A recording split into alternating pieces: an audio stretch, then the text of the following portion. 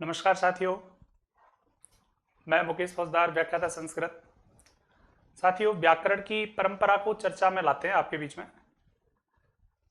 व्याकरण का परिचय आपको मैंने दिया है, लगभग परंपरा की बात करेंगे। परिचय चल रहा है हमारा।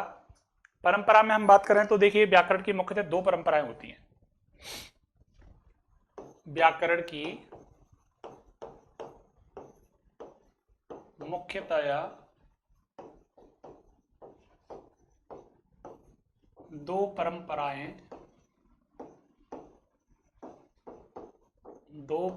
होती हैं। साथियों, दो परंपराएं कौन कौन सी हैं? नंबर एक, माहेश्वरी परंपरा।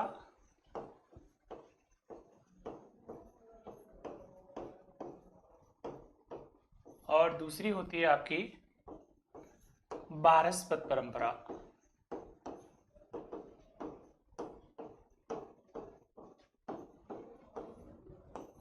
साथियों, दोनों परंपराएं अपनी विशेषता स्थान रखती हैं व्याकरण में। बारहस्पत परंपरा जो है वो सबसे पहली परंपरा मानी गई है।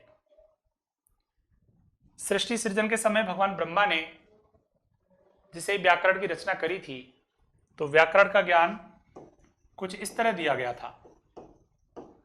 ब्रह्मा जी ने दिया था भगवान बृहस्पति को, और बृहस्पति देव ने ये जो व्याकरण का ज्ञान था वो अन्य देवताओं में, जैसे कि सबसे पहले इंद्र को दिया। इंद्र को देने के बाद में हम लोग बात करें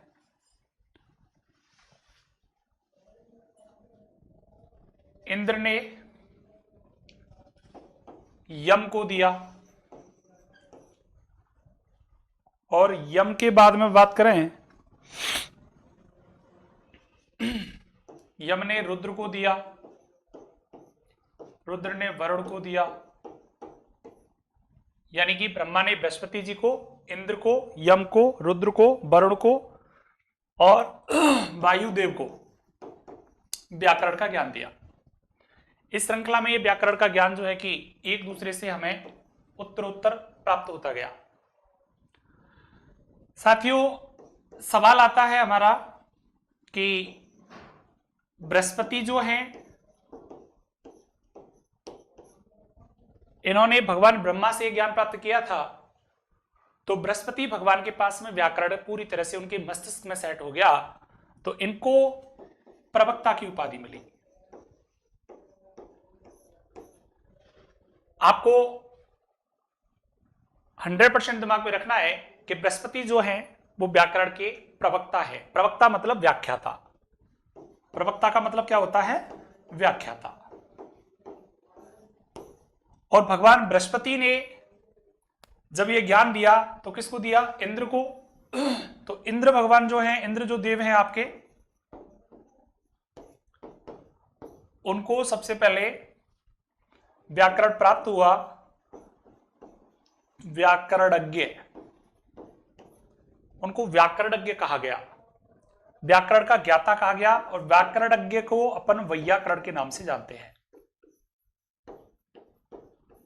मित्रों, याद रखने का विषय है कि बृहस्पति जो हैं वो आपके प्रवक्ता के रूप में है, आपको याद रखने हैं, और इंद्र जो हैं वो आपको व्याकरणज्ञ या वैयाकरण के रूप में याद रखने हैं।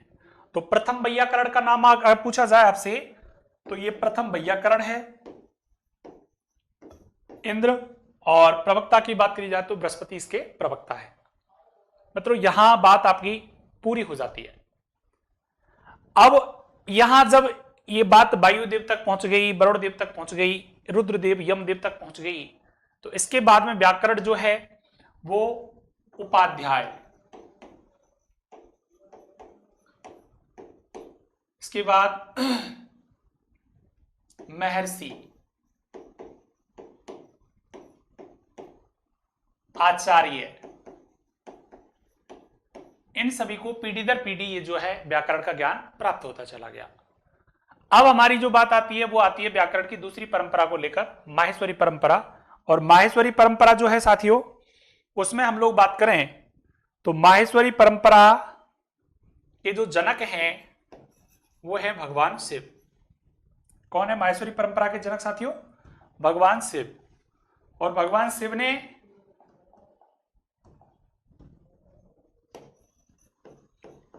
व्याकरण की माहेश्वरी परंपरा को जन्म दिया। अब इसके लिए किंवदंती, मैंने जैसा कि आपको पिछली क्लास में बताया था, किंवदंती क्या है? किंवदंती है कि भगवान शिव ने सृष्टि का जब प्रलय हुआ था तो प्रलय के दौरान उन्होंने तांडव नृत्य किया, और तांडव नृत्य जब उन्होंने किया तो भगवान शिव ने अपने डमरू को बजाया, और डमरू को जब बजाया तो उस डमरू से कुछ ध्वनियां निसर्गित हुई, अर्थात कुछ ध्वनियां जो है वो निकली, और उन ध्वनियों को माहेश्वर सूत्र नाम मिला। क्या नाम मिला साथियों? माहेश्वर सूत्र नाम मिला। तो जो ध्वनियां निकली उन ध्वनियों में प्रथम बार डमरू बजाने पर 9 ध्वनियां निकली, और दूसरी बार जैसे डमरू बजाया तो उससे 5 ध्वनियां निकली। टोटल करके 14 ध्वनियों का उद्भव हुआ। अब ये 14 ध्वनियां जो हैं वो क्या हैं? ये 14 ध्वनियां जो हैं वो क्या हैं, इसके बारे में हम लोग जानकारी देंगे। 14 ध्वनियों को नाम मिला माहेश्वर सूत्र। और माहेश्वर सूत्र जो हैं आपके, उन माहेश्वर सूत्रों को आधार मानकर व्याकरण की जो परंपरा प्रचलित हुई उसको अपन पाणिनीय परंपरा भी कहते हैं। यानी कि माहेश्वरी परंपरा को पाणिनीय परंपरा भी कहते हैं। इसका रीजन क्या है साथियों? कि जो भगवान शिव ने 14 सूत्रों का निर्माण किया था, उसके डमरू से प्रथम बार बजाने पर 9 और द्वितीय बार बजाने पर 5 निकले, यानी कि नव पंचवारम जो है कि उन्होंने अपने ढक्का को बजाया, ढक्का मतलब डमरू को, तो उससे जो माहेश्वर सूत्र निकले, उन सूत्रों की संख्या कितनी हो गई साथियों? 14। और 14 सूत्रों को आधार मानकर त्रिमुनि में एक मुनि हमारे पाणिनि जी, तो उन्होंने जो परंपरा प्रचलित करी थी उसका नाम है पाणिनीय परंपरा। तो साथियों सवाल बन जाता है कि ये पाणिनि कौन थे, और पाणिनि जो हैं उन्होंने कौन सी व्याकरण की पुस्तक लिखी, उस व्याकरण की पुस्तक में उन्होंने किस चीज को रखा, इस बात को हम करेंगे। उससे आगे फिर हमारे सामने एक सवाल आता है, जैसे कि हमने व्याकरण की परिभाषा में बात करी थी, महाभाष्यकार पतंजलि के बारे में आपको नाम दिया था, तो पाणिनि के बाद पतंजलि नाम का कोई मुनि हुआ, पाणिनि के बाद पतंजलि हुआ, कोई बर्रुचि कात्यायन नाम का मुनि हुआ। तो इनका जन्म काल, इनकी स्थिति, इनकी रचना, इनकी पुस्तकें, ये सारी चीज हम बारीकी से अध्ययन करेंगे। तो साथियों अगला जो हमारा बिंदु है वो है त्रिमुनि परंपरा। त्रिमुनि परंपरा साथियों, ये त्रिमुनि परंपरा जो है वो क्या है? त्रिमुनि परंपरा में सबसे पहले आप लोगों को ये जानना चाहिए कि इसको जो आधार माना गया था वो पाणिनीय परंपरा या माहेश्वरीय परंपरा को आधार मानकर काम किया गया था। पाणिनीय परंपरा किसका दूसरा नाम है साथियों? माहेश्वर परंपरा का, माहेश्वरी परंपरा। इसके बेस पर यह त्रिमुनि ने काम किया था। पाणिनि जी हुए, माहेश्वर परंपरा को आधार माना है, पतंजलि, कात्यायन, बर्रुचि जो भी हैं आपके, उन सब ने पाणिनि को फॉलो किया है। तो कहने का मतलब ये जो परंपरा है वो माहेश्वरी या पाणिनि परंपरा के नाम से जानी जाती है। अब हम इसका विस्तृत अध्ययन करते हैं। देखिए साथियों कैसे,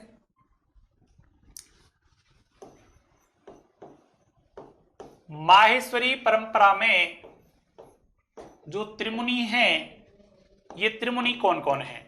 सबसे पहले इनके बारे में विवेक करना है हमको। त्रिमुनि में साथियों आपके समक्ष मैं रखना चाहूंगा सबसे पहले महर्षि पाणिनि को, यानी कि सबसे पहले भगवान शिव द्वारा जो माहेश्वर सूत्र प्रदान किए गए थे वो सबसे पहले किसको प्राप्त हुए? महर्षि पाणिनि को प्राप्त हुए। और महर्षि पाणिनि को प्राप्त हुए तो उन्होंने अपना खुद का व्याकरण लिखा। उन व्याकरणों का आधारभूत जो स्तंभ था वो क्या था आपका? माहेश्वर सूत्र। पाणिनि के बाद में नंबर दूसरे जो हमारे मुनि हुए हैं उनमें उनका नाम है कात्यायन,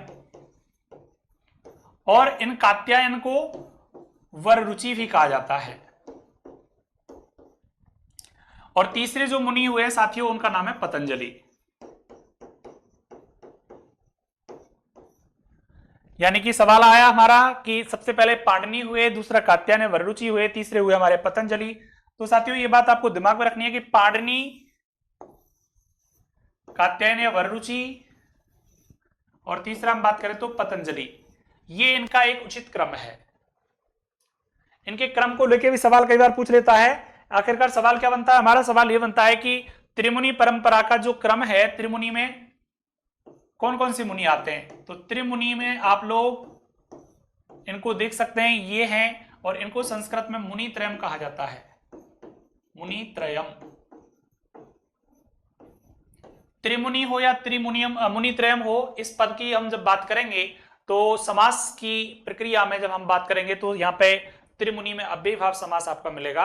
और अव्ययभाव समास कैसे मिलेगा उसका एक नियम होता है साथियों, उसको भी हम आपके लिए चर्चा में लाएंगे। मुनि त्रय में हो चाहे त्रिमुनि हो, दोनों को लेकर हम बात करेंगे आगे जब हम समास पढ़ाएंगे। विस्तृत चर्चा हमारी वहां से शुरू होगी।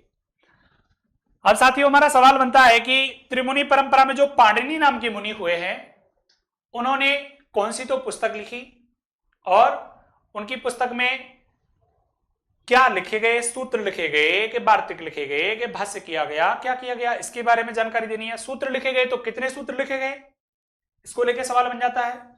साथियों दूसरे हमारे कात्यायन वररुचि नाम के मुनि हुए, इन्होंने क्या कार्य किया, और फिर पतंजलि नाम के मुनि हुए, इन्होंने क्या कार्य किया। तो अब हम इन तीनों का बारीकी से अध्ययन करते हैं। तो साथियों देखिए, सबसे पहले पाणिनि नाम के जो मुनि हुए हैं इन्होंने जो पुस्तक लिखी उसका नाम है अष्टाध्यायी। क्या नाम है? अष्टाध्यायी। अष्टाध्यायी की नाम की पुस्तक जो इन्होंने लिखी उसमें इन्होंने सूत्रों का विधान किया, तो इनको एक उपाधि प्राप्त हुई जिसका नाम है सूत्रकार। और सूत्र जब इन्होंने लिखे हैं तो सूत्र फिर किस तरीके के लिखे हैं, सूत्रों के प्रकार कितने होते हैं, सूत्रों के भेद कितने होते हैं, ये सारी बात हम करेंगे। पाणिनि के अनुसार सूत्र 6 प्रकार के माने गए: संज्ञा चे, परिभाषा चे, विधि नियम एवं चे, अतिदेशो अधिकार से षड्विधम सूत्र लक्षणम। साथियों संज्ञा सूत्र है, परिभाषा है, विधि है, नियम है, अतिदेश है, अधिकार है, ये 6 प्रकार के सूत्र आपको हम लोग बताएंगे। अब वो 6 प्रकार के सूत्र कैसे कैसे हैं उनका वर्णन आगे पढ़ेंगे हम लोग। आगे जो हमारा सवाल बनता है साथियों वो सवाल है हमारा कि इनकी पुस्तक जो है उसमें टोटल अध्याय कितने होते हैं। तो इनकी पुस्तक में टोटल अध्याय होते हैं 8। एक सामान्य जानकारी। ऐसे ही हम बात करें कात्यायन वररुचि ने क्या किया, तो कात्यायन वररुचि ने अपनी एक पुस्तक लिखी जिसका नाम है साथियों वार्तिकम। और वार्तिकम इन्होंने लिखा तो इनकी एक उपाधि बन जाती है वार्तिककार। साथियों सूत्रकार शब्द है, वार्तिककार शब्द है, ये भी एक सामासिक पद है, इनमें भी हम समास की चर्चा करेंगे। तो सूत्रकार हुआ, वार्तिककार हुआ, भाष्यकार हुआ, ऐसे पदों में हम उपपद तत्पुरुष समास पढ़ के चलते हैं। और उपपद तत्पुरुष क्या होता है ये बात हम तत्पुरुष के अंतर्गत जाके पढ़ेंगे। अब साथियों हम बात करें, अगला जो हमारा मुनि है उसका नाम है पतंजलि। और पतंजलि मुनि ने अपनी पुस्तक लिखी, उसको अपन भाष्यम या महाभाष्यम कहते हैं। और महाभाष्यम जो पुस्तक है उसमें महर्षि पाणिनि की बात को उन्होंने व्याख्याकृत रूप में लिखा है, मतलब पूरी तरह से विवेचित करके लिखा है। और बात करें तो साथियों जब इन्होंने भाष्य लिखा है तो इनका नाम पड़ गया, उपाधि मिल गई भाष्यकार। मैंने केवल इनकी पुस्तकों के बारे में आपको जानकारी दी है। तो ये तो इनकी पुस्तकें हो गई। ये पुस्तक में देखिए साथियों, ये इनकी पुस्तक का नाम है अष्टाध्यायी, ये इनकी पुस्तक है वार्तिकम, और इनकी पुस्तक का नाम है साथियों महाभाष्यम। और बात करें तो ये इनकी क्या हो गई, उपाधि हो गई। इधर ये इनकी उपाधि हो गई और ये इनकी उपाधि या बिरुद हो गया।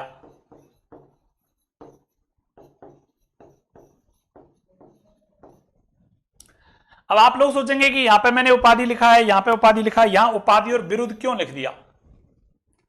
मित्रों घबराइए नहीं, उपाधि शब्द तो हम लोगों ने सुना हुआ है, लेकिन बिरुद शब्द हमारे सामने नया है। तो हम लोग यहाँ पर एक शिक्षण सूत्र काम में लेते हैं। जैसा कि मैंने पिछले क्लासेस में आपको बताया था कि हम जब भी व्याकरण के प्रत्येक टॉपिक को आपके बीच में डिस्कस करेंगे तो वहां संबंधित नियमों की कल्पना करेंगे, शिक्षण सूत्रों को अप्लाई करेंगे। तो आज हमारे यहाँ पे एक सवाल बन जाता है, सवाल है कि उपाधि और बिरुद ये दोनों अगर एक जैसे हैं तो हम जानते किसको हैं? उपाधि को। तो ज्ञात कौन हो गया? उपाधि। किसको नहीं जानते? बिरुद को। तो अज्ञात कौन हो गया? बिरुद।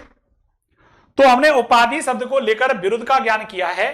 तो यहां पे कौन सा शिक्षण सूत्र अप्लाई होता है? ज्ञात से अज्ञात की ओर।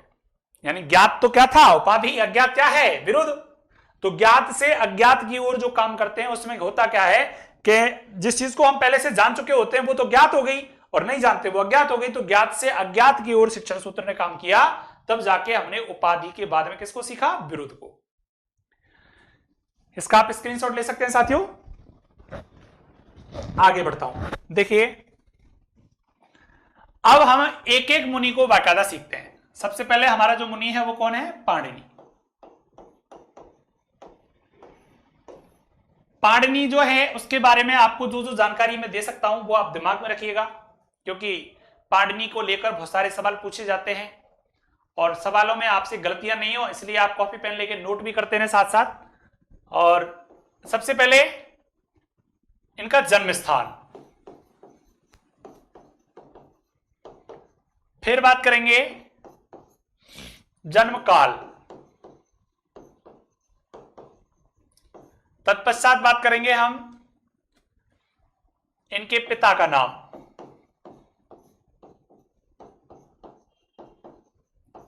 बात करेंगे हम इनकी उपाधि, फिर बात करेंगे इनकी माता का नाम, तत्पश्चात इनके गुरु का नाम,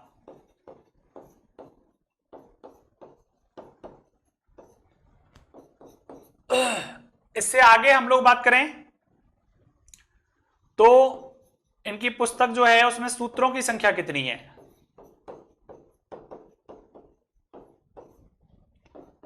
सूत्रों का प्रकार,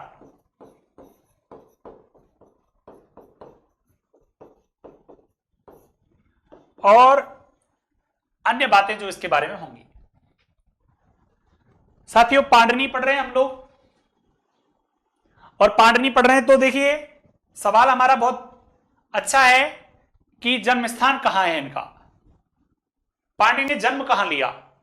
सवाल बन जाता है पाणिनि ने जन्म कहां लिया, तो पाणिनि का जन्म हुआ है सलातुर गांव है, लाहौर। लाहौर हमारे यहां तो एक क्या है, एक जिला है पंजाब का, और पाकिस्तान में बात करें तो लाहौर अपने आप में एक स्टेट है। तो लाहौर स्टेट का एक गांव है सलातुर, और ये पड़ता कहां है, इसकी प्रेजेंट लोकेशन कहां है, पाकिस्तान है साथियों। और आज 14 अगस्त है, तो 14 अगस्त का पाकिस्तान से संबंध है जैसा कि आप जानते होंगे। साथियों जन्म काल के बारे में बात करें तो इनका जन्म काल है 500 ईसा पूर्व, 500 ईसा पूर्व। अब आप लोग सोचेंगे 500 ईसा पूर्व है, कई लोगों के दिमाग में सवाल आता है कि साहब ये ईसा पूर्व क्या होता है, तो इसके बारे में भी जानकारी आपको दी जाएगी। साथियों हमारा अगला सवाल बनता है कि पिता का नाम क्या है, तो इनके पिता का नाम है पड़िन। पिता का नाम क्या है, पड़िन। साथियों इनकी उपाधि जैसा कि आपको मैंने बताया थोड़ी देर पहले ही, इनको सूत्रकार कहा जाता है। इनकी माता का नाम साथियों दाक्षी है। इनके पिता का नाम वर्ष या उपवर्ष है, सॉरी गुरु का नाम, इनके गुरु का नाम वर्ष या उपवर्ष है। इनके गुरु का नाम क्या है, वर्षवी है। वर्षवी इनके गुरु को कहते हैं और उपवर्ष भी इनके गुरु को कहते हैं। आपके लिए उपवर्ष ना लिखा हो वर्ष लिखा हो तो आप कंफ्यूज नहीं होना, वर्ष या उपवर्ष इनके गुरु का ही नाम है।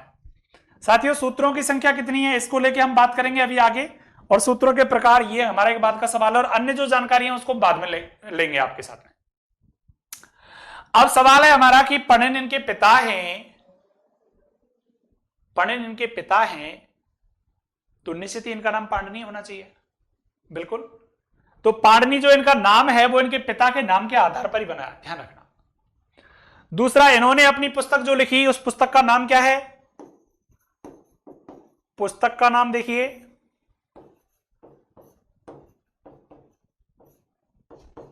इनकी पुस्तक का नाम है अष्टाध्यायी। अब अष्टाध्यायी यदि इनकी पुस्तक का नाम है तो सूत्रों की संख्या कितनी है, बात यहां पे कर लेंगे हम लोग। अब देखिए साथियों कि अष्टाध्यायी जो पुस्तक है उसमें हम लोग बात करें तो देखिए टोटल इसके 8 अध्याय होते हैं, और प्रत्येक अध्याय में 4 पाद होते हैं। तो 8 अध्यायों में प्रत्येक में 4-4 हो गए, तो टोटल इसके जो पाद हैं वो कितने हो गए साथियों, 32 पाद हो गए। अष्टाध्यायी पद में यदि आपसे समास पूछा जाए कि अष्टाध्यायी में समास कौन सा है, तो साथियों अष्टाध्यायी में 2 समास बनते हैं आपके। एक तो बन जाता है अष्टानाम अध्यायानाम समाहारे, यदि हम ऐसा विग्रह करते हैं तो द्विगु समास उदाहरण हो जाएगा। और यदि मैं कहूं कि अष्टौ अध्याया यासाम सा, 8 अध्याय हैं जिसके वह है या जिसमें वह है, वो कौन, अष्टाध्यायी। तो अन्य पद की प्रधानता करते हुए हम यहां पे बहुब्री समास करेंगे, तो घबराइए नहीं। यहां पे समास की बात करें तो देखिए अष्टाध्यायी पद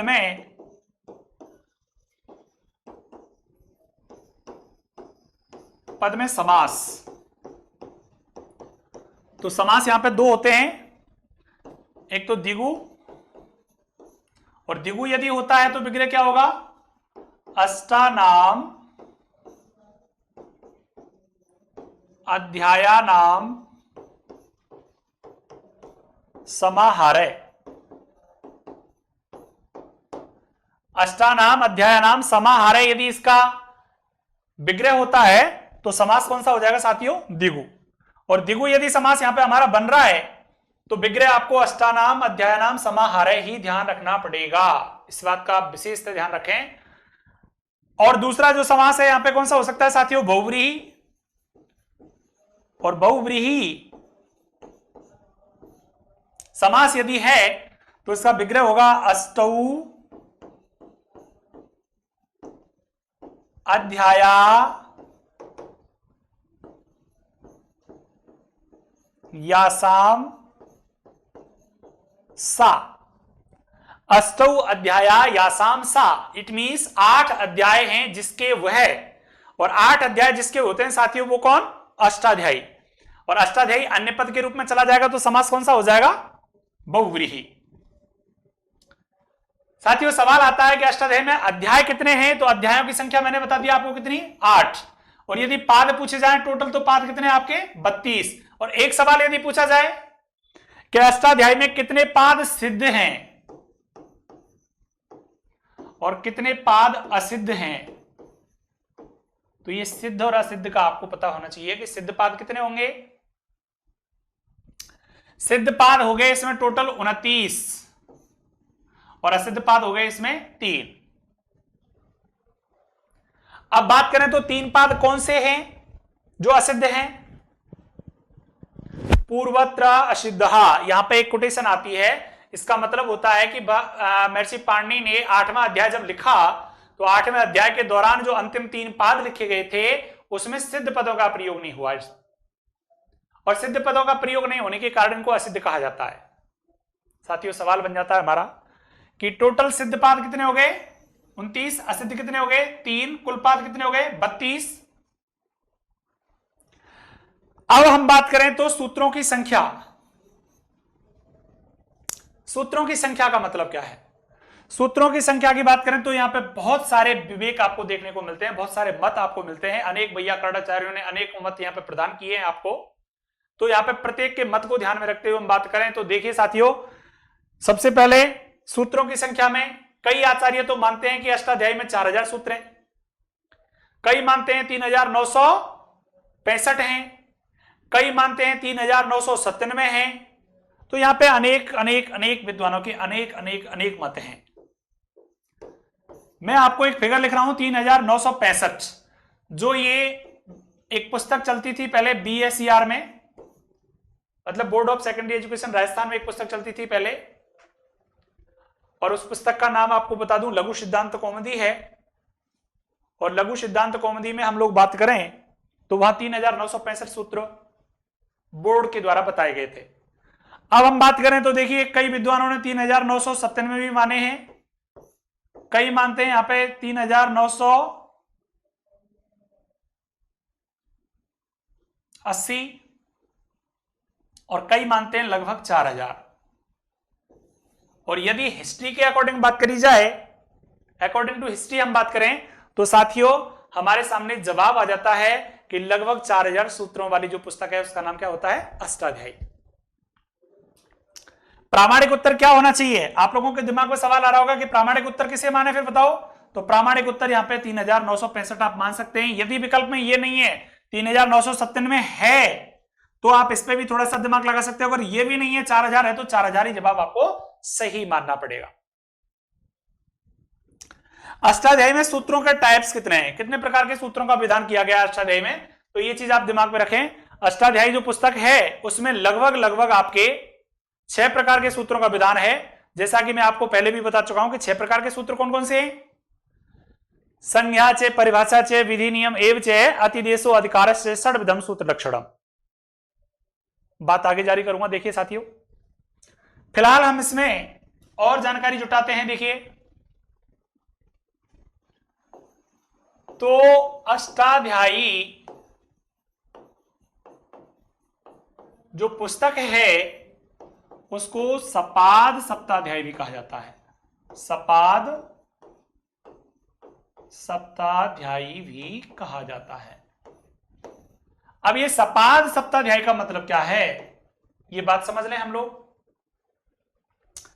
सपाद का मतलब देखिए साथियों, सपाद माने होता है 1/4, और सप्त का मतलब होता है 7। तो हमारे सामने जवाब आ जाता है 7 सही 1/4। साथियों अभी थोड़ी देर पहले मैंने चर्चा करी थी आपको कि अष्टाध्यायी में सिद्धपाद कितने हैं, तो सिद्धपादों की संख्या मैंने कितनी बताई? 163 यानी कि 29, और असिद्ध पाद मैंने कितने बताए? केवल त्रय 3। तो साथियों देखो यहां पे वही सवाल आपका बनता है, 7 × 4 करेंगे तो जवाब हमारा 28 आएगा। और 8वां अध्याय जो है उसका पहला पाद सिद्ध है, तो एक और रखते हुए यानी कि 28 + 1 टोटल हमारे 29 पाद हो जाते हैं। और 29 पाद सिद्ध होने के कारण इसको सपाद सप्ताध्यायी भी कहा जाता है।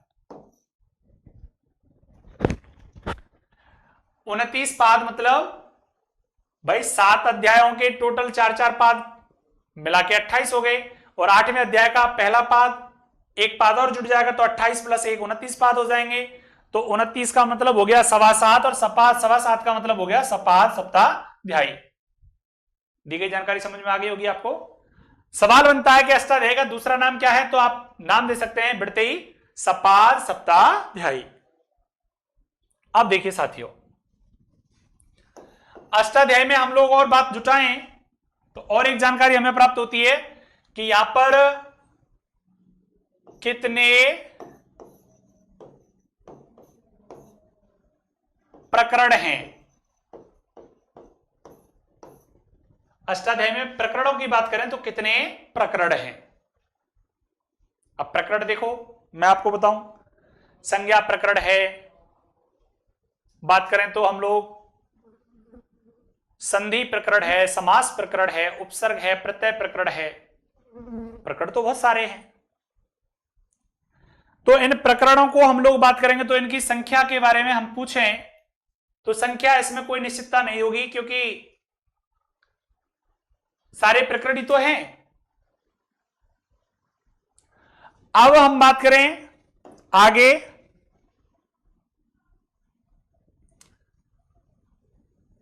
तो सवाल हमारा बनता है कि अष्टाध्यायी के रचयिता जो हैं रचयिता या प्रणेता जो है उनका नाम क्या है? साथियों क्वेश्चन बन के आता है कई बार, अष्टाध्यायी की रचयिता कौन है, प्रणेता कौन है। अगर क्वेश्चन ऐसे आता है आपको तो आप उसमें क्या जवाब देंगे? जवाब हमारा क्या होगा?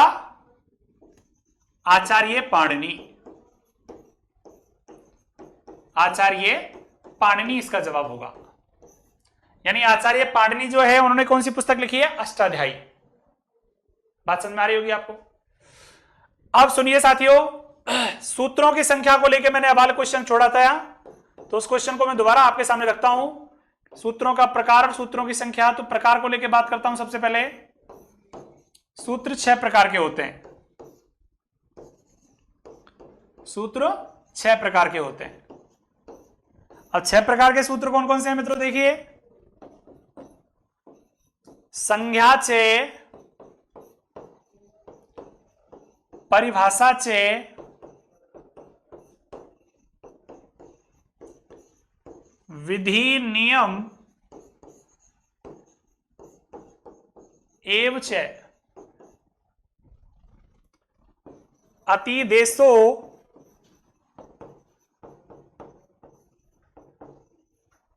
अधिकारस्य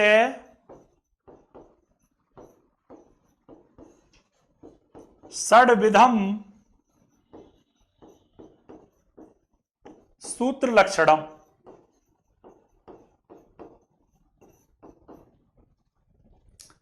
साथियों आप सभी लोग समझ रहे होंगे मेरा कहने का मतलब कि सूत्रों के प्रकार जो है वो 6 प्रकार के सूत्र होते हैं। और 6 प्रकार के सूत्रों में हम बात करें तो संज्ञा सूत्र है, परिभाषा सूत्र है, विधि सूत्र है, नियम सूत्र है, अतिदेश सूत्र है और अधिकार सूत्र है। तो बात करें सूत्र हमारे कितने प्रकार के हो गए? 6 प्रकार के। अब यदि आपसे पूछा जाए कि ये 6 प्रकार के सूत्र जो है वो कौन कौन से कैसे कैसे हैं, तो इसकी चर्चा हम लोग आपके सामने बाद में रखेंगे। फिलहाल आपके सामने ये इतना बता दिया गया है, जो कम नहीं है। कहने का मतलब कि सूत्र 6 प्रकार के होते हैं, क्योंकि रीट में यदि सवाल पूछा जाएगा तो सिर्फ इतना ही आएगा आपके लिए कि सूत्रों के प्रकार होते हैं पंचविधम, सबसे पहले चतुर्विधम, पंचविधम, षड्विधम, सप्तविधम। तो आपको जवाब क्या करना है साथियों? षड्विधम। और षड्विधम जवाब इज द राइट आंसर।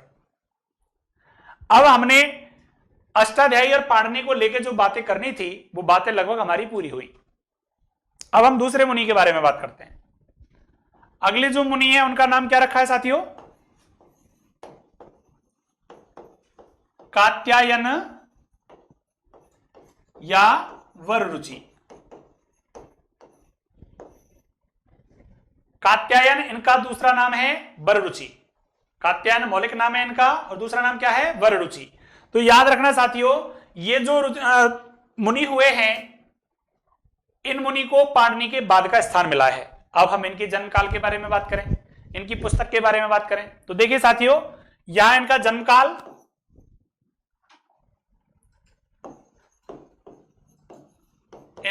काल है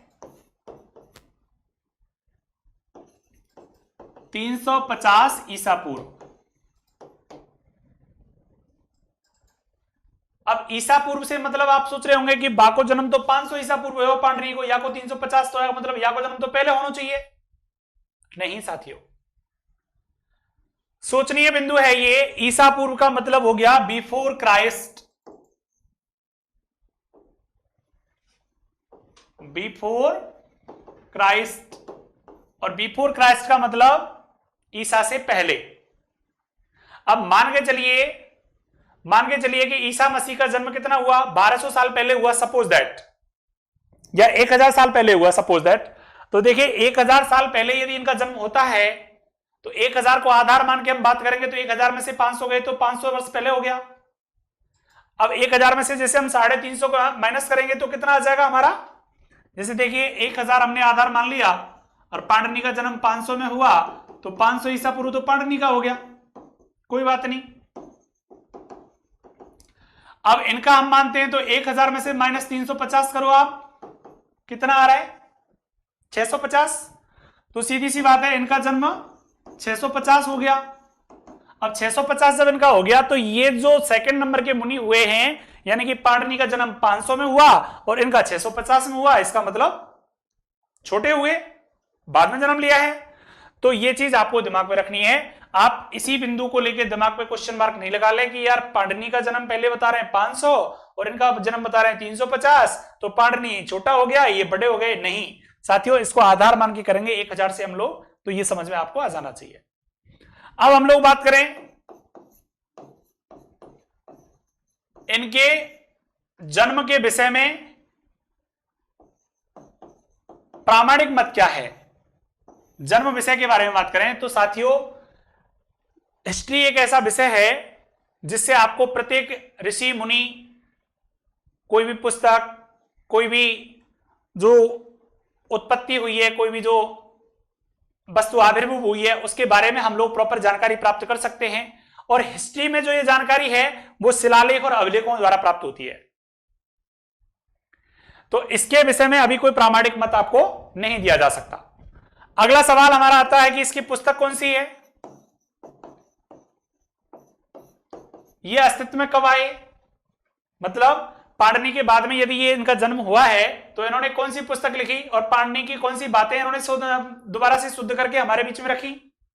साथियों, इन्होंने पुस्तक जो लिखी है उस पुस्तक का नाम है वार्तिकम। क्या नाम है? वार्तिकम। इनकी पुस्तक का नाम वार्तिकम है। इसका मतलब क्या होता है कि सूत्रों के द्वारा जो बात पूरी तरह से क्लियर नहीं हुई है, मतलब सूत्रों से जो बात अवशिष्ट रह गई है, उस बात को पूरा करके जो सूत्रों में शोधन कार्य किया गया है, यानी कि उस सूत्र को रिप्रेजेंट किया गया है, तो उसको वार्तिक कहा जाता है। कहने का मतलब, अब वार्तिक कहा जाता है, इसका एक उदाहरण मैं आपके लिए देता हूं। जैसे मान के चलिए हमारा एक सूत्र आता है वृद्धि रेची। तो वृद्धि रेची सूत्र ने हमसे क्या कहा संधि में? वृद्धि रेची सूत्र ने केवल हमसे इतनी बात कही है कि आया आके परे एच प्रत्यय हर के वर्ण हो तो वृद्धि एकादेश हो जाता है। मतलब आया आके परे ए आएगा तो आई, ओ आएगा तो औ। अब इस सूत्र ने केवल इतनी बात कही, लेकिन अब जो वार्तिककार हुए ये कौन? कात्यायन वरुचि। इन्होंने नई बात क्या रखी हमारे सामने? अक्षादून्य उपसंख्यानम सूत्र दिया, प्रवस्तर कंबल वसन दशानाम ऋडे सूत्र दिया, ऋते तृतीया समासे दिया, प्रादु हुडो डेशु सूत्र दिया, एत्यु द्वितीय ठसु सूत्र दिया। तो ये जो सूत्र हैं साथियों हमारे, ये सब वार्तिक सूत्र कहलाते हैं। इसका मतलब कि सूत्रों से जो बात वांछित रूप से क्लियर नहीं हुई थी, उस बात को पूरा करने के लिए जो सूत्र काम में लिए गए, सूत्रों में जो उतार चढ़ाव किया गया, सूत्रों में जो शोधन कार्य किया गया, वो साथियों वार्तिक नाम से जाने जाते हैं।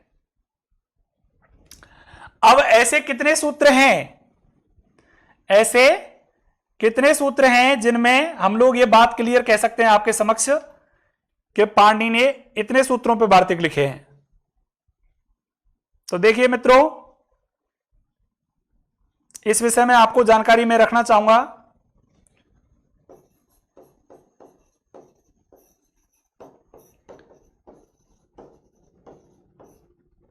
जानकारी प्राप्त है, आंकड़ा हमारे सामने है कि जो 3965 सूत्र पाणिनि ने अष्टाध्यायी में रखे थे, उन 3965 सूत्रों में 836 सूत्र ऐसे थे जो पूरी तरह से क्या अपनी बात क्लियर नहीं कर पाए थे। तो 836 सूत्रों पर कात्यायन वरुचि ने वार्तिका का कार्य किया है, अर्थात जो बात सूत्रों से स्पष्ट नहीं हुई उसको दोबारा से रिप्रेजेंट किया है।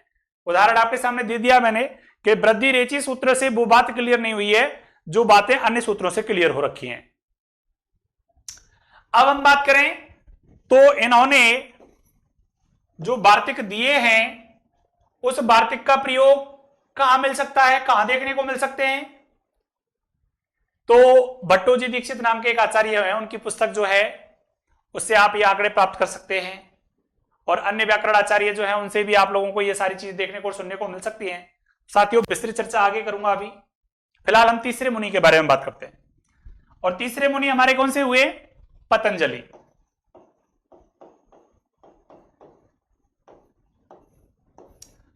पतंजलि जो हैं, इनको भाष्यकार कहा जाता है। उन्होंने वार्तिक लिखे इसलिए वार्तिककार कहा जाता है, क्योंकि वार्तिक की बात मैं पहले कर चुका हूं आपके बीच में। क्योंकि सूत्रकार पाणिनि को कहा था मैंने, वार्तिककार वरुचि या कात्यायन को कहा था, और भाष्यकार मैंने कहा था पतंजलि को। और समास के बारे में बात करी थी कि यहां पे उपपद तत्पुरुष समास होता है। अब इसके बारे में थोड़ा जानकारी लें तो देखिए, सबसे पहले इनका जन्म स्थान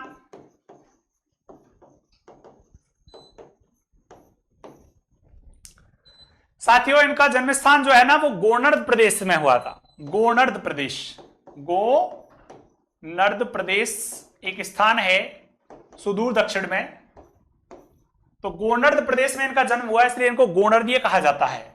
गोनर्दीय।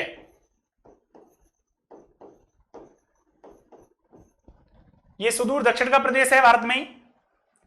साथियों, इन पतंजलि का जन्म जो है वो कहां से हुआ, जन्म स्थान में भी इनका स्थान बिल्कुल सुरक्षित है। कैसे कि गोड़िका नाम की एक कन्या थी, और गोड़िका नाम की कन्या प्रातः स्नान करने के लिए जैसे नदी में जाती है, तो वो हाथों को अंजलि बनाकर सूर्य के लिए जैसे ही जल अर्पित करती है, तो अंजलि में जल भरा होता है और उस जल के मध्य में एक सांप का बच्चा आकर गिर जाता है, और सांप का बच्चा जैसे ही आकर गिरता है, तो सांप का जो बच्चा होता है उससे ये गोणिका जो है सवाल करती है कस्त्वम, सवाल करती है कस्त्वम, इट मीन्स तुम कौन हो। तो इन्होंने जवाब दिया, जो सांप का बच्चा था, सप्पा अहम। क्या जवाब दिया, सप्पा अहम, इट मीन्स कि मैं सांप हूं। फिर सवाल किया दूसरे नंबर पर, सवाल था हमारा कि रेफा क्वगत, मतलब मैं कह रहा हूं सवाल को, सवाल तो गोणिका का है साथियों, रेफा क्वगत, रेफा क्वगत, इट मीन्स सप्पा शब्द अगर उसने बोला, तो हम जब सर्प लिखते हैं तो सर्प में रा आता है और रा को रेफ बोलते हैं व्याकरण में, तो उन्होंने बोला रेफा क्वगत, बोले कि इसमें से रा कहां चला गया, तो जवाब दिया उस सांप ने कि त्वया अपहृतः, त्वया अपहृतः, इट मीन्स तुम्हारे द्वारा इसका अपहरण कर लिया गया है। तो साथियों, ऐसी एक किंवदंती है। सवाल यदि पूछा जाए आपसे कि पतंजलि का जन्म कहां से हुआ, तो पतंजलि का जन्म इसके नाम से प्रतीत हो रहा है। देखिए कैसे हो रहा है, थोड़ा क्लियर मैं आपको बता देता हूं। पतत में पतत प्लस अंजलि दो चीजें हैं। पतत का मतलब आकर गिरा है, अंजलि माने अंजलि में जो अंजलि में आकर गिरा है उसका नाम क्या है साथियों, पतंजलि। तो इस बात से आप लोग इस बात को क्लियर कर लें कि पतंजलि का मतलब जिसका जन्म हाथों की अंजलि से हुआ हो उसका नाम पतंजलि है। उनका स्थान विशेष क्या हो गया, हाथ की अंजलि। जैसा कि नाम में ही इस बात का स्पष्टीकरण हो रखा है कि हाथ की अंजलि में आकर वो सांप के बच्चे के रूप में गिरे थे, इसलिए उनका जन्म हाथ की अंजलि से हुआ है साथियों। पीछे प्रभु इच्छा से ये पतंजलि जो है वो सांप से एक शिशु के रूप में प्रकट होते हैं, और शिशु का वो गोणिका अच्छे से लालन पालन करती है साथियों। फिर उसको एक तक्षशिला नाम के विद्यापीठ में पढ़ने भेजती है, और वहां जाके वो अच्छी तरह से पढ़ाई करते हैं, और पढ़ाई करके उन्होंने आचार्य पाणिनि जी को पढ़ा, उनकी पुस्तक को पढ़ा, तत्पश्चात कात्यायन वरुचि की पुस्तक वार्तिकम को पढ़ा, और दोनों को पढ़ के दोनों का ज्ञान अपने मस्तिष्क मंडल में बिठा करके उन्होंने एक नई पुस्तक का सृजन किया, और उस पुस्तक का नाम है साथियों महाभाष्यम। और महाभाष्यम जो पुस्तक है साथियों, उस पुस्तक में जैसा कि नाम से विदित तो आपको पता चल रहा होगा कि महा माने बहुत बड़े स्तर का, भाष्य माने व्याख्या जहां मिलती है, बहुत बड़े स्तर की व्याख्या जिसमें मिलती है साथियों, उसको महाभाष्यम संज्ञा दी जाती है। और महाभाष्यम का सीधा सीधा विग्रह हो जाएगा महानच असौ भाष्यम, और एक में लिख दूं इसका महच असौ भाष्यम। तो साथियों, अब मैं आपसे पूछना चाहूंगा, मैंने दो तरीके का विग्रह लिखा है, सही जवाब क्या होगा यहां पे। कई साथी तो जवाब दे रहे होंगे, कई को लग रहा होगा कि हम तो जानते ही नहीं है। तो मित्रों, जो जवाब दे रहे हैं उनसे मैं बात करना चाहूंगा कि विकल्प ए में मैंने महान के नाम में हलंत लगाया है, और विकल्प बी में मैंने महत के ता में हलंत लगाया है। और मैं आपसे जानना चाह रहा हूं कि यहां पर एकदम एक्यूरेट जवाब कौन सा है। तो साथियों, एक्यूरेट जवाब जो है वो नीचे वाला है, महत च असौ भाष्यम। क्योंकि भाष्य शब्द नपुंसकलिंग का है, इसलिए महत्व भी नपुंसकलिंग का प्रयुक्त हमने किया है। और यहां पर त्रुटि है साथियों कि महान पद पुल्लिंग का हो गया और भाष्यम नपुंसकलिंग का हो गया, तो इसलिए आपका ये गलत जवाब हो जाता है। समास का नाम यदि पूछा जाए तो साथियों समास का नाम क्या हो जाएगा? कर्मधारय। समास कौन सा हो जाएगा? कर्मधारय। अब कर्मधारय समास को हम लोग विस्तृत चर्चा करेंगे जब समास पढ़ेंगे तब। साथियों इन्होंने जो महावास्यम लिखा, उस महावास्यम को लिखने के लिए कितना समय लिया? 83 या 84 डेज का समय लिया। और 83 या 84 आहनिक, आहनिक मतलब एक दिन की अवधि टोटल 24 घंटे की होती है, तो एक दिन में 24 घंटे होते हैं। ऐसे ही समझ के रखिए आप लोग कि दिन और रात में 24 घंटे का मतलब 83 या 84, और 83 या 84 हो गया तो मतलब 83 या 84 दिन लग गए थे इनको लिखने में, और महाभाष्य में इन्होंने कंप्लीट लिख लिया था। साथियों ये तीनों मुनियों की मैंने सामान्य चर्चा आपको कर दी है, इससे आगे हम लोग बात करेंगे। और आगे देखिए साथियों क्या होता है कि एक बार रिपीट मार लेता हूं आपके लिए। सबसे पहले मैंने व्याकरण की परंपरा को लेकर बात करी थी। व्याकरण की परंपरा में माहेश्वरी परंपरा और वायस्पत परंपरा के बारे में परिचय कराया था। वायस्पत परंपरा का मैंने आपको पूरा प्रकरण समझाया है कि देखिए भगवान ब्रह्मा ने बृहस्पति को ज्ञान दिया, इंद्र को दिया, यम वरुण को, वायु को ज्ञान दिया। तो देखिए व्याकरण के प्रथम प्रवक्ता या व्याख्याता भगवान बृहस्पति माने जाते हैं, इंद्र को प्रथम वैयाकरण माना जाता है। बात करें तो माहेश्वरी परंपरा की भगवान शिव हैं। भगवान शिव ने अब ये बात करिए यहाँ पे क्या कि डमरू को बजाया, अपने डमरू को पहले 9 बार बजाया, बाद में 5 बार बजाया। नव पंचवारम डमरू को बजाया उन्होंने, स्वय ढक्काम नव पंचवारम अवाद्यत, यानी कि 9 और 5 यानी कि टोटल 14 बार बजाया। तो जो सूत्र निकले उससे माहेश्वर सूत्र नाम दिया जाता है। और माहेश्वर सूत्रों को सबसे पहले महर्षि पाणिनि ने प्राप्त किया, इसलिए इस परंपरा को पाणिनीय परंपरा कहा जाता है। साथियों इससे आगे हम बात करें, देखिए त्रिमुनि परंपरा जो है वो पाणिनीय परंपरा कही जाती है और माहेश्वर सूत्रों को आधार मान के लिखी गई है, तो इसलिए इसे माहेश्वरी परंपरा भी नाम दिया जाता है। माहेश्वरी परंपरा में आगे हम डिटेल बात करें तो त्रिमुनि शब्द हमारे लिए आता है, और त्रिमुनि शब्द में हम समास की बात करें या मुनि त्रयम शब्द में हम समास की बात करें तो साथियों अव्ययी भाव समास होता है। और अव्ययी भाव समास कैसे होता है जब हम पढ़ेंगे तब आपको विस्तृत जानकारी देंगे। त्रिमुनि में हम क्रम पूछें तो इनका क्रम है ये, और ये क्रम जो है इनका जन्मानुसार क्रम है ये। अगर इनका उचित क्रम पूछा जाए तो पहले पाणिनि आएगा, दूसरा कात्यायन वरुणि आएगा, तीसरे पे पतंजलि आएगा। इस क्रम को आप दिमाग में रखिएगा, ये क्रम भंग नहीं होना चाहिए आपका। अब बात करें पाणिनि की पुस्तक का नाम अष्टाध्यायी हो गया। इनको सूत्रकार कहा जाता है क्योंकि इन्होंने अपनी पुस्तक में केवल सूत्र लिखे थे। सूत्रम कार्यति इति सूत्रकारः उपतत्पुरुष समास। इनको वार्तिकम इन्होंने अपनी पुस्तक लिखी, वार्तिककार की उपाधि है। वार्तिकम करोति इति वार्तिककार है, यहां भी उपतत्पुरुष हो जाएगा। पतंजलि ने महाभाष्यम लिखा, महाभाष्यकार कहा जाता है इनको। भाष्यम करोति इति भाष्यकार है, यहां भी उपतत्पुरुष हो जाएगा। साथियों आगे बात करें, देखें पाणिनि के बारे में विस्तृत जानकारी। जन्म स्थान सलातुर लाहौर पाकिस्तान में हुआ, जन्मकाल 500 ईसा पूर्व हुआ। पिता का नाम पणिन था इनका, उपाधि सूत्रकार है, माता का नाम दाक्षी है। अब यदि मैं बात करूं तो पाणिनि के उपनामों के बारे में आपके लिए बात कर देता हूं। यहां पे उपनामों में देखो पाणिनि तो इनका नाम है ही, क्योंकि पिता के नाम के आधार पर दाक्षी पुत्र इनको कहा जाता है। सलातुरीय इनको कहा जाता है क्योंकि सलातुर गांव में इन्होंने जन्म लिया। दाक्षी पुत्र हो गया, सलातुर हो गया, पाणिनीय हो गया। उपवर्षीय इनको कहा जा सकता है क्योंकि उपवर्ष गुरुजी के पास में ये रहे थे, तो उपवर्ष नाम के गुरुजी ने इनको शिक्षा दीक्षा दी, इसलिए इनको उपवर्षीय भी कहा जाता है।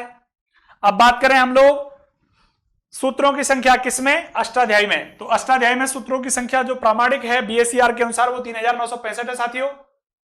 लगभग 4000 भी जवाब इसका आप मान सकते हैं। केवल 2 विकल्प याद रखने हैं, ये वाला और ये वाला। बाकी ये वाले विकल्प तो संस्कृत शिक्षा डिपार्टमेंट के द्वारा और अन्य आचार्यों के मतों के अनुसार मैंने लिखा है।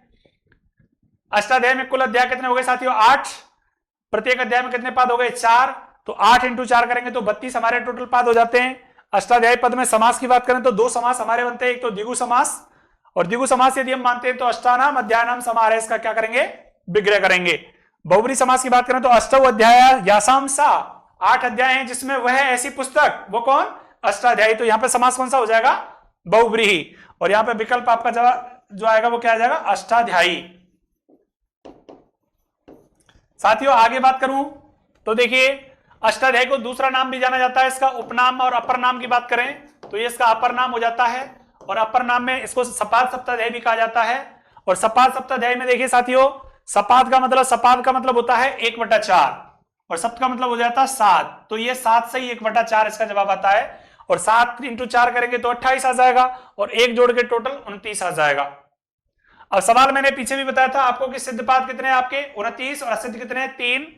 तो देखिए साथियों प्रकरण कितने हैं? प्रकरण विशेष को लेकर कोई सवाल आज तक नहीं पूछा गया, ध्यान रखना, ये बात मैंने आपके सामने रखी है, लेकिन इसका कोई सवाल आज तक पूछा नहीं गया है। अष्टाध्यायी के रचयिता या प्रणेता, ये सवाल पूछा गया तो मैंने जवाब दे दिया, आचार्य पाणिनि। अष्टाध्यायी में सूत्रों का प्रकार, ये लक्षण आपके सामने लिखा है, संज्ञा चे, परिभाषा चे, विधि नियम एवं चे, अतिदेशो अधिकार चे, षड्विधम सूत्र लक्षणम। तो साथियों ये 6 प्रकार के सूत्रों का लक्षण आपके सामने रखा गया है, जिसमें संज्ञा, परिभाषा, विधि, नियम, अतिदेश और अधिकार 6 प्रकार के सूत्र होते हैं। तो यहां पे सवाल ये पूछा जाता है कि सूत्रम कति विधम, तो साथियों जवाब देना है षड्विधम।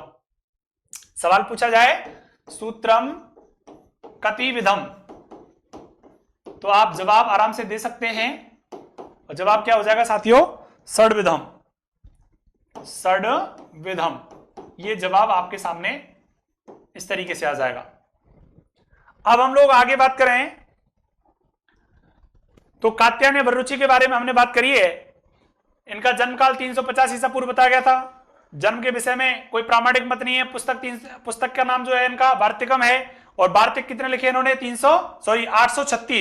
836 लिखे। और इनकी उपाधि का नाम साथियों, इनकी उपाधि का नाम वार्तिककार होता है। हालांकि ये जानकारी मैं पहले भी आपको दे चुका हूं। इनकी उपाधि क्या है? वार्तिककार है। अब वार्तिक का मतलब मैंने समझाया कि वृद्धि रेचि सूत्र से जो बात स्पष्ट नहीं हो पाती है उसके लिए अलग से 7 या 8 वार्तिक दिए गए हैं वृद्धि के, तो उनसे जो बातें स्पष्ट होती हैं तो वृद्धि संधि के दौरान हम आपको चर्चा बिल्कुल क्लियर कर देंगे कि वार्तिक और सूत्र में परस्पर क्या अंतर है। साथियों आगे हम बात करें तो पतंजलि, इनका जन्म स्थान तो हो गया। जन्म समय को लेकर हम बात करें तो समय इनका कब था? समय इनका है साथियों 150 से 200 ईसा पूर्व। इनका समय कितना है? 150 से 200 ईसा पूर्व। इनकी माता का नाम, ये इनकी माता है गौणिका, माता का नाम आप याद रखें। गोनर्द प्रदेश के रहने वाले थे, इनको गोनर्दीय भी कहा जाता है, ये इनकी उपाधि है साथियों। गोनर्दीय नाम से पतंजलि को जाना जाता है। पतंजलि का मतलब जो अंजलि में आके गिरा उसको पतंजलि बोलते हैं साथियों।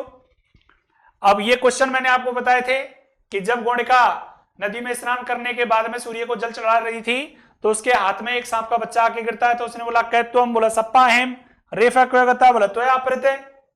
तो ये पतंजलि शब्द की हम बात कर रहे थे कि पतंजलि का मतलब अंजलि में पतित हुआ है, जो अंजलि में आकर गिरा है जो, उसको पतंजलि बोलते हैं। अब इन्होंने अपनी पुस्तक लिखी थी महाभाष्यम, इनकी पुस्तक का नाम हो गया। और पुस्तक का मतलब महाभाष्य क्यों कहा गया है? क्योंकि इन्होंने पाणिनि कृत अष्टाध्यायी को और वररुचि कृत वार्तिकम दोनों का अध्ययन करने के बाद में नई पुस्तक का सृजन किया जिसका नाम महाभाष्यम है। यानी कि दोनों की पुस्तकों से ज्ञान प्राप्त करके इन्होंने अपने शब्दों में पाणिनि के सूत्रों को और वररुचि के वार्तिकों को अपने तरीके से एक्सप्लेन किया। बहुत विस्तृत व्याख्या उन्होंने रखी, इसलिए वहां पे हमने आपके सामने समास भी पूछा, तो समास कौन सा है? कर्मधारय है महाभाष्यम में। और विग्रह की बात करी थी तो विग्रह उचित जवाब महत च असौ भाष्यम, क्योंकि भाष्यम नपुंसक लिंग का पद है और ये भी नपुंसक लिंग का है। तो ये नपुंसक लिंग दोनों का आप नियम बताते हुए बात करेंगे, क्योंकि नियम हमारा है कि जैसा विशेषण है वैसा ही हमें विशेष लगाना है, और विशेष जैसा है वैसा ही हमें विशेषण प्रयुक्त करना है। साथियों आगे चर्चा करेंगे आपके बीच में विस्तृत चर्चा के रूप में। हम लोग सबसे पहले पाणिनि की व्याकरण को लेकर हम बात करेंगे, तो अष्टाध्यायी में माहेश्वर सूत्रों की बात आती है। अब अगली क्लास में हम लोग माहेश्वर सूत्रों को लेकर आपके सामने उपस्थित होंगे। तब तक देखते रहिए, अपने चैनल को बहुत अच्छे तरीके से लाइक करो, सब्सक्राइब करो, शेयर करो साथियों। धन्यवाद।